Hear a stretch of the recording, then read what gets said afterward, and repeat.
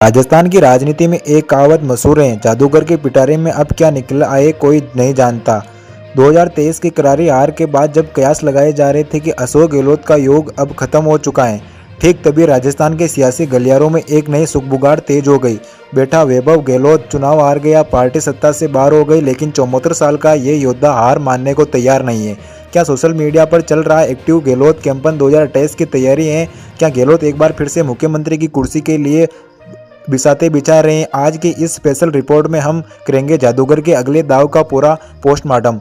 अशोक गहलोत को राजनीति का मचा हुआ खिलाड़ी यूं ही नहीं कहा जाता। उन्होंने अपने कैरियर में कई बार आपदा को अवसर में बदला, चाहे वो 1998 में दिग्गज जाट नेता को पीछे छोड़कर अपनी पहली बार सीएम बनाना हो या 2020 में अपनी सरकार पर आए खतरे को टालना। लेकिन 2023 के नतीजे उनके लिए किसी झटके से कम नहीं थे। अपनी गारंटी और चिरंजीवी जैसी योजना के बावजूद वो सत्ता नहीं बचा पाए। जानकार कहते हैं कि ये उनके मैनेजमेंट की नहीं बल्कि एंटी इंकबेसी और आपसी खींचतान की हार थी। पर जादूगर ने इस हार को अंत नहीं बल्कि एक पोज मारा है। राजनीति में हर बड़े नेता की कमजोरी होती। पुत्र मोहे गहलोत इसे भी अछूते नहीं रहे। उन्होंने अपने बेटे वैभव गहलोत का राजनीतिक करियर सेट करने के लिए पूरी ताकत झोंक दी थी। पहले जोधपुर और फिर जालोर सिरोही से उन्हें मैदान में उतारा। खुद मुख्यमंत्री रहते हुए और फिर पूर्व उप मुख्यमंत्री बनकर उन्होंने वैभव के लिए घर घर जाकर वोट मांगे, मगर नतीजे वैभव गहलोत को दोबारा हार का सामना करना पड़ा। इसी हार ने गहलोत को एक बड़ा कड़ा संदेश दिया। जनता उनके बेटे को लिहाजा स्वीकार नहीं कर रही है, लेकिन यहीं से जादूगर ने अपनी रणनीति बदली। उन्होंने समझ लिया कि अगर उन्होंने अपनी विरासत बचानी है तो उन्हें खुद फिर से फ्रंट पॉइंट पर लाना होगा। पिछले कुछ महीनों से राजस्थान के सोशल मीडिया पर एक ट्रेंड बहुत तेज से उबला है, #एसिड गहलोत। ये मैच एक सहयोग नहीं बल्कि एक सोची समझी रणनीति है।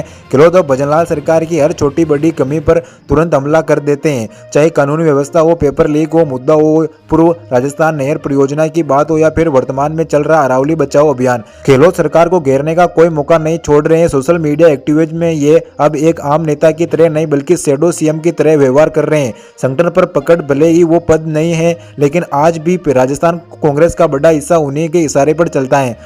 पायलट फैक्टर सचिन पायलट ने दिल्ली में सक्रिय होने के बाद गहलोत ने राजस्थान में वाक्यों में यानी कि खाली जगह नहीं बनने दी। सवाल ये है कि क्या दिल्ली का आलाकमान गहलोत को चौथी बार मौका देगा? कांग्रेस के अंदर अब युवा नेतृत्व की मांग उठ रही है, लेकिन गहलोत का तर्क साफ है, मेरे पास अनुभव है और बीजेपी के विजय रथ को रोक सकता हूं। हाल ही अब चुनावों और स्थानीय निकाय चुनाव की तैयारी में उनकी सक्रियता बताती है कि वो 2028 की रेस से बाहर नहीं हुए, लेकिन उन्होंने वार्म अप शुरू कर दिया। अशोक गहलोत राजनीति के वो खिलाड़ी हैं जो अब सबसे ज्यादा खतरनाक होते हैं जब लोग उन्हें रिटायर्ड मान लेते हैं। क्या 2028 में राजस्थान एक बार फिर से जादूगर का कमाल देखेगा या क्या फिर उनकी जादूगरी फेल हो जाएगी? आपको क्या लगता है, क्या गहलोत चौथी बार मौका मिलना चाहिए या अब सचिन पायलट का वक्त आ गया? अपनी राय कमेंट बॉक्स में जरूर बताइए।